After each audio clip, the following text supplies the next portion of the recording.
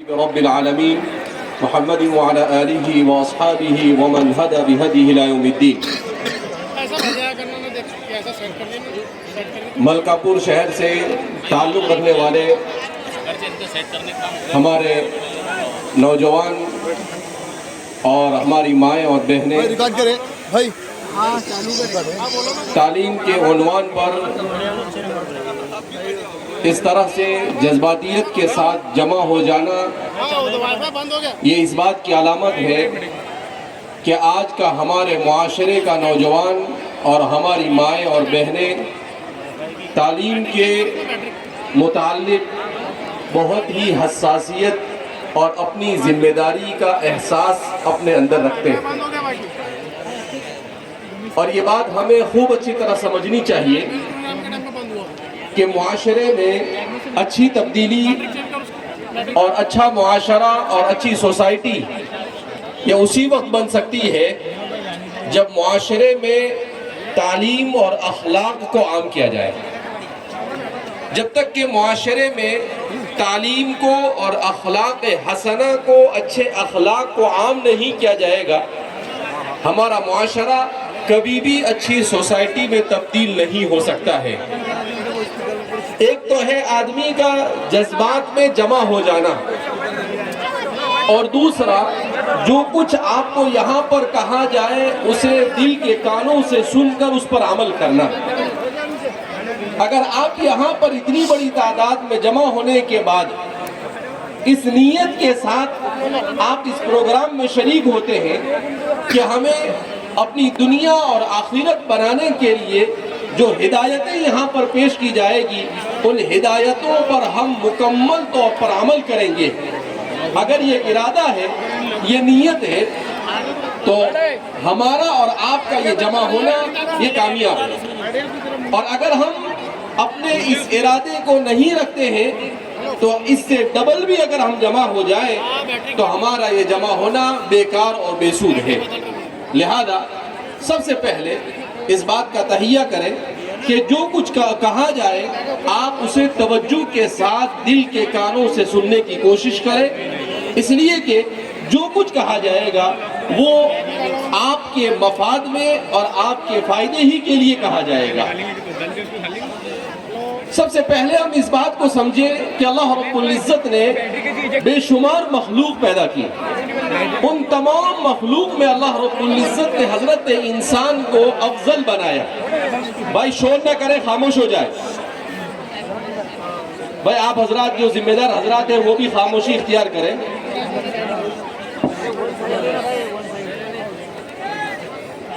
تو ہم اس بات کو سمجھیں کہ سب سے پہلے تو بنانے والے نے، خالق اور مالک نے مجھے اور آپ کو، ہم سب کو انسان کی شکل میں اس دنیا میں وجود بخشا. انسان بن کر آنا اس دنیا میں یہ سب سے بڑی نعمت ہے. قرآن کریم میں اللہ فرماتے ہیں ان اکرمک، کہ اللہ رب العزت وَلَقَدْ كَرَّمْنَا بَنِي آدم، کہ ہم نے بنی آدم کو مکرم بنایا، کہ اللہ نے اپنی ساری مخلوق میں سب سے زیادہ اشرف اور ساری مخلوق کا سردار اگر کسی کو بنایا تو وہ حضرت انسان کو بنایا. مگر جو جتنے بڑے عہدے کے ساتھ اور جتنی بڑی ذمہ داری کے ساتھ اور رسپانسبلٹی کے ساتھ اس دنیا میں آتا ہے، اس کے لیے اپنی زندگی کے ہر لمحے کو اور اپنی پوری ذمہ داری کو ادا کرنا یہ انتہائی ضروری ہوتا ہے. آج انسانی معاشرہ 21ویں صدی عیسوی سے گزر رہا ہے جو سائنس اور ٹیکنالوجی کے اعتبار سے سب سے زیادہ تیز رفتار صدی ہے، جہاں پر انسان اپنی آواز کو، انسان اپنے میسیج کو، انسان اپنے خیالات کو چند سیکنڈوں میں دنیا کے چپے چپے تک پہنچا سکتا ہے، جہاں پر انسان خود ہزاروں کلومیٹر کا سفر یہ گھنٹوں میں طے کر سکتا ہے، جس کو پہلے زمانے میں طے کرنے کے لیے مہینوں نکل جاتے تھے.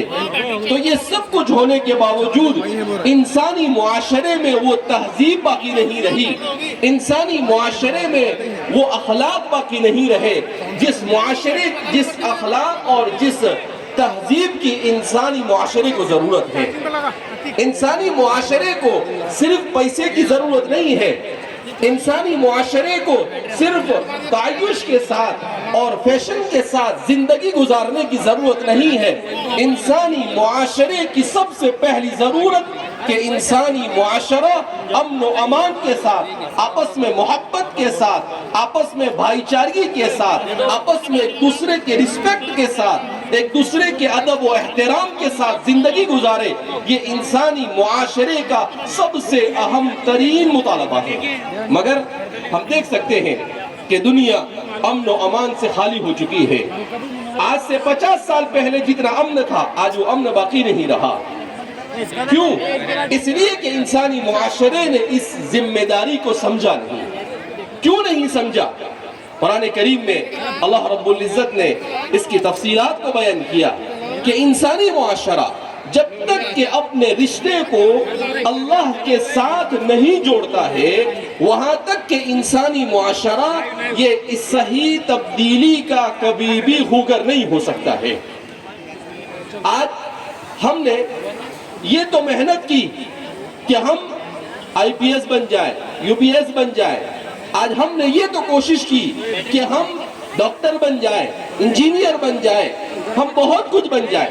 مگر آج ہم نے انسان ہو کر انسان بننے اور انسان بنانے کی کوشش نہیں کی. انسان بننا کیا ہے؟ انسان بننا یہ ہے کہ انسان ایسے زندگی گزارے کہ اس کی ذات سے کسی دوسرے انسان کو ذرہ برابر تکلیف نہ پہنچے.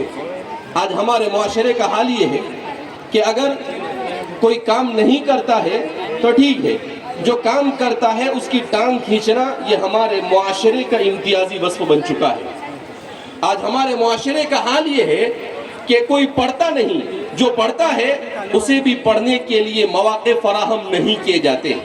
آج ہمارا حال یہ ہے کہ ہم جتنی بھی گری پڑی حرکتیں ہو سکتی ہے ان تمام کے تمام حرکتوں میں مبتلا ہے اور پھر اس کے بعد ہم رونا روتے ہیں کہ ہمارا کوئی سننے والا نہیں، ہمارا کوئی رسپانسبلٹی لینے والا نہیں.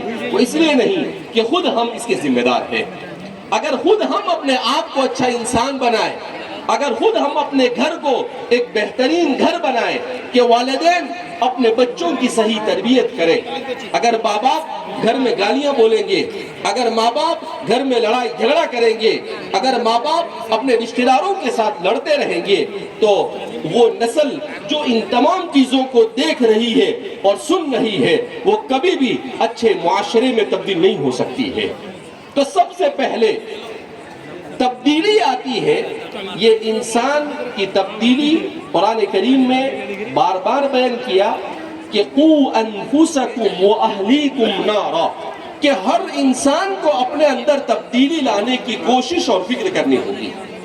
ہم پوری دنیا کی کوشش کرتے ہیں مگر اپنے آپ کو اچھا انسان بنانے کی کبھی کوشش نہیں کرتے.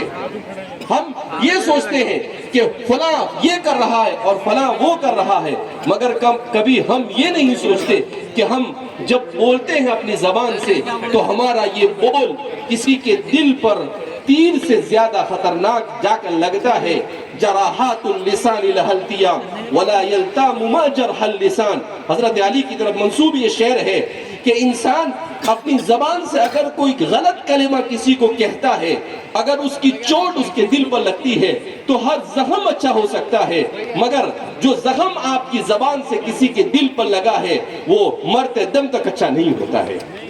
تو ہمیں اپنی زبانوں کو سنبھالنے کی ضرورت ہے کہ ہمیں کہاں کب کیا اور کیسے بولنا چاہیے، کن الفاظ کا استعمال کرنا چاہیے، کن الفاظ کا استعمال نہیں کرنا چاہیے. یہ سب سے پہلی رسپانسبلٹی ہے اور سب سے پہلی ذمہ داری ہے. ماں باپ خود اپنے گھر میں جب وہ شائستگی کے ساتھ، ادب کے ساتھ، ایک دوسرے کے ساتھ محبت کر کر، ایک دوسرے کا رسپیکٹ کر کر زندگی گزاریں گے تو آنے والی نسل یہ خود بخود بہترین انسانوں کی شکل میں وجود میں آئے گی. کیوں؟ اس لیے کہ بچہ جو کچھ دیکھتا ہے وہ اس کی عادت بنتی ہے. بچہ آپ جو کچھ دیکھے وہ دیکھے گا اپنے گھر کے اندر میں، وہ ساری چیزیں اس کی عادت بنتی جائے گی. آپ اپنے بچے کے سامنے گٹکا کھائیں گے تو کچھ دنوں کے بعد وہ بچہ بھی گٹکا کھانے کی ٹرائی کرے گا. آپ اپنے بچوں کے سامنے بیڑی اور سگریٹ پئیں گے تو کچھ دنوں کے بعد آپ نے جو بیڑی پی کر پھینک دی ہے وہ دھیرے سے لے جائے گا اور چولہے پر جا کر جلا کر وہ بھی ٹرائی کرے گا کہ ذرا ابا روزانہ پیتے ہیں، میں بھی ٹرائی کر دیکھوں، اور پھر آہستہ آہستہ وہ غلط عادت اس میں تبدیل ہو جاتی ہے۔ تو اس نے فرماتے ہیں کہ قیامت کے دن جو نسل بگڑے گی، اس نسل کے بگڑنے کا سب سے پہلا سوال باپ سے کیا جائے گا کہ تو نے اپنی اولاد کی تربیت کی طرف توجہ کیوں نہیں دی۔ ماں سے پوچھا جائے گا کہ آپ نے اپنے بیٹے کی تربیت میں کیا رول ادا کیا۔ بچہ مدرسہ نہیں جاتا، مکتب نہیں جاتا ہے، اسکول نہیں جاتا ہے، وہاں جا کر وہ پڑھتا نہیں ہے، وہ بد اخلاقی کرتا ہے، اور آپ کو کچھ پڑھی نہیں ہے، آپ صرف اپنا پیٹ بھرنے اور اپنا جیب بھرنے اور اپنے پیسے بنانے کے چکر میں ہے۔ رسول اللہ صلی اللہ علیہ وسلم نے ارشاد فرمایا کہ باپ کی طرف سے اپنی اولاد کو سب سے قیمتی ہدیہ یہ ہے کہ وہ اسے ادب اور اخلاق والی زندگی سکھائے، وہ اسے تعلیم دے۔ جب تک کہ ہم اس فکر کو نہیں اوڑیں گے، ہمارے معاشرے کے اندر میں کسی قسم کی تبدیلی کی کوئی امید نہیں کی جا سکتی ہے۔ آپ اپنے بچے کے لیے موبائل کی فکر کر رہے ہیں، مگر ہم یہ نہیں سمجھ رہے ہیں کہ یہی موبائل ہمارے بچوں کی زندگیوں کو برباد کر رہے ہیں۔ یہی موبائل کیوں؟ اس لیے کہ اس کو موبائل کی ضرورت نہیں ہے، اس کو جس زندگی کے جس مرحلے سے گزر رہا ہے، 3 سال اور 2 سال سے لے کر 20-22 سال تک کا جو یہ مرحلہ ہے، وہ اس کو انسان بننے کا مرحلہ ہے۔ اسی مرحلے میں اگر اس کو گیم کھیلنے کی عادت ہو گئی، اسی مرحلے میں اگر اسے اپنے موبائل کے اوپر غلط چیزوں کو دیکھنے کی عادت پڑ گئی، تو وہ بڑا ہونے کے بعد کبھی بھی اچھا نہیں بن سکتا ہے۔ وہ جو چیزیں موبائل میں غلط دیکھے گا وہ اسی کا عادی بن جائے گا۔ تو اس لیے ماں باپ خود اپنا کیریکٹر ایسا بنائے، استاد اور پڑھانے والا ٹیچر وہ کیریکٹر ایسا بنائے کہ اسے دیکھ کر بچے کے اندر میں تبدیلی آئے۔ اسی لیے قرآن کریم نے کہا لَقَدْ كَانَ لَكُمْ فِي رَسُولِ اللَّهِ أُسْوَةٌ حَسَنَةٌ کہ تمہارے لیے رسول اللہ صلی اللہ علیہ وسلم کی زندگی بہترین نمونہ ہے۔ آپ یہ چاہتے ہیں کہ بہترین ماں باپ بنے تو آپ رسول اللہ صلی اللہ علیہ وسلم کی زندگی کا مطالعہ کریں، آپ کو معلوم ہوگا کہ آپ نے کیسے بہترین فاطمہ کے والد بن کر زندگی گزاری، کیسی تربیت کی فاطمہ الزہرا رضی اللہ تعالی عنہ کی، کہ اللہ کے رسول صلی اللہ علیہ وسلم کی چہیتی بیٹی، سب سے پیاری اور سب سے چھوٹی بیٹی ہے۔ حضور ان سے بے پناہ محبت کرتے تھے، مگر ایک دن حضرت فاطمہ سے مخاطب کر کر کہتے ہیں یا فاطمہ بنت محمد، اے فاطمہ بنت محمد، تو اپنے آپ کو جہنم سے بچانے کی فکر کر، تیرا باپ اگر محمد الرسول اللہ ہے تو وہ تجھے جہنم سے نہیں بچا سکتا ہے۔ ایک مرتبہ اللہ کے رسول صلی اللہ علیہ وسلم اپنی پھوپھی حضرت صفیہ سے کہتے ہیں یا صفیہ یا صفیہ بنت عبد المطلب یا عمت رسول اللہ، اے اللہ کے رسول کی پھوپھی کان کھول کر سن لو، تمہارا محمد عربی صلی اللہ علیہ وسلم کی پھوپھی ہونا یہ تمہیں جہنم سے بچا کر جنت میں نہیں لے جا سکتا ہے، اس کے لیے تمہیں خود کوشش اور فکر کرنی ہوگی۔ قرآن کریم نے کہا قُوْ أَنفُسَكُمْ وَأَهْلِيكُمْ نَارًا، اپنے آپ کو اور اپنے گھر والوں کو جہنم کے آگ سے بچاؤ۔ اس کی سب سے پہلی فکر خود رسول اللہ صلی اللہ علیہ وسلم نے کی۔ آپ صلی اللہ علیہ وسلم نے اپنے گھر میں اولاد کی ایسی تربیت کی کہ اسی فاطمہ بنت محمد نے ایسی عبادت کر کر بتائی کہ اپنی آخری زندگی میں رسول اللہ صلی اللہ علیہ وسلم کی زبان سے اللہ کہلوا رہا ہے۔ کیا کہلوا رہا؟ سیدۃ نساء اہل الجنہ، جنت کی عورتوں کی سردار فاطمہ ہوگی، اس لیے نہیں کہ وہ محمد کی بیٹی ہے، اس لیے کہ اس کا کردار اور اس کی عبادت ایسی ہے جس نے اسے جنت کی عورتوں کی سردار بنایا۔ تو فاطمہ بنت محمد کیسا پردہ کرتی تھی؟ جب ان کا انتقال ہوا تو انہوں نے وصیت کی، رسول اللہ صلی اللہ علیہ وسلم کے انتقال کے 6 مہینے کے بعد ہی آپ اس دنیا سے چل بسی۔ تو فاطمہ نے کہا کہ میرے جنازے میں کوئی غیر محرم شریک نہ ہو۔ مرنے کے بعد بھی پردہ کیا، اور آج ہماری عورتیں زندگی میں بھی پردہ نہیں کرتی۔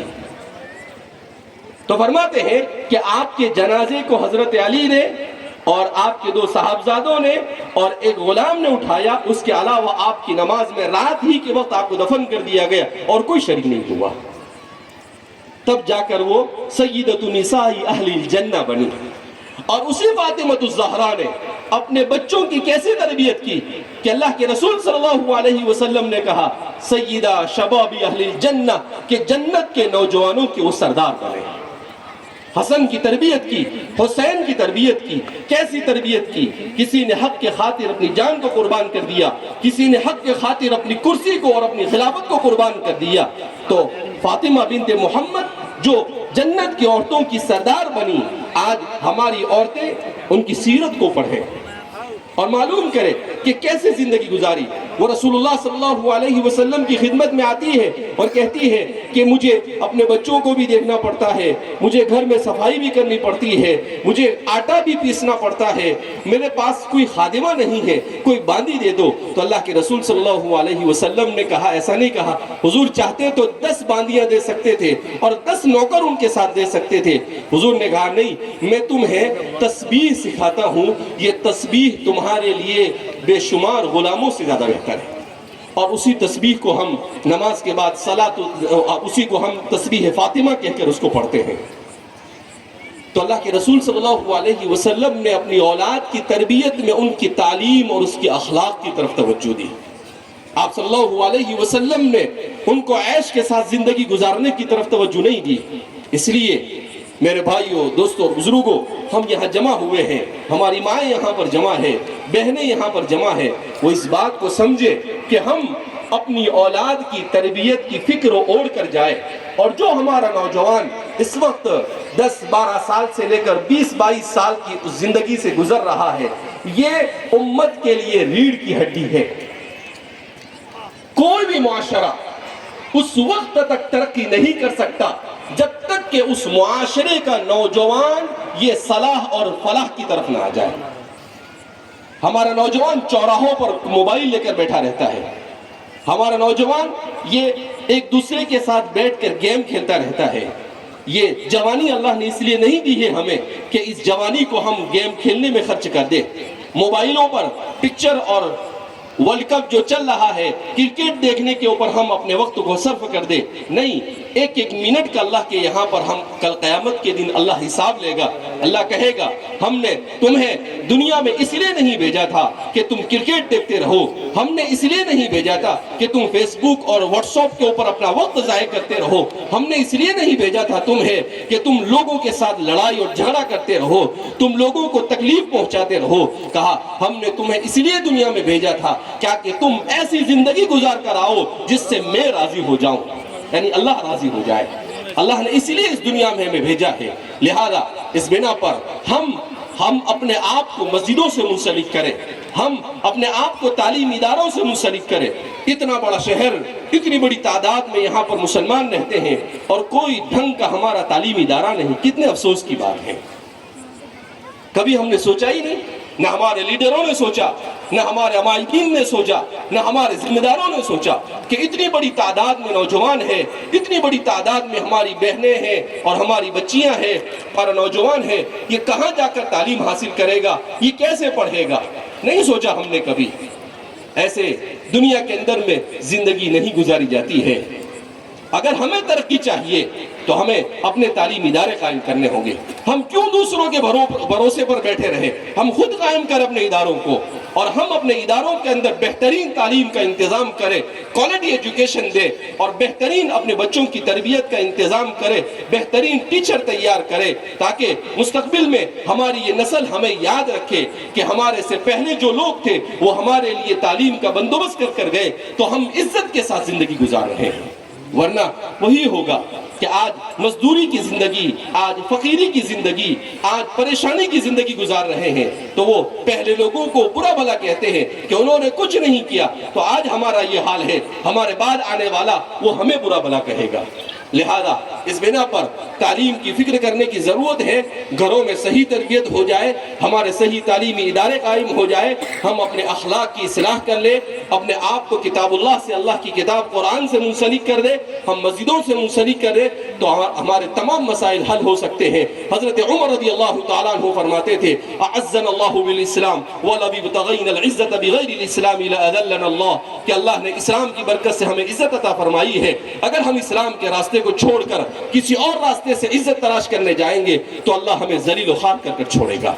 لہذا مسلمان کے لیے سب سے اہم ترین چیز یہ ہے کہ وہ اپنے دین پر وابستگی کے ساتھ والہانہ انداز میں اپنے دین پر قائم ہو جائے، اور جب وہ اپنے دین پر آ جائے گا تو اللہ فرماتے انتم الاعلون ان کنتم مؤمنین، تم ہی سربلند رہو گے اگر تم سچے اور پکے مومن نہ ہو۔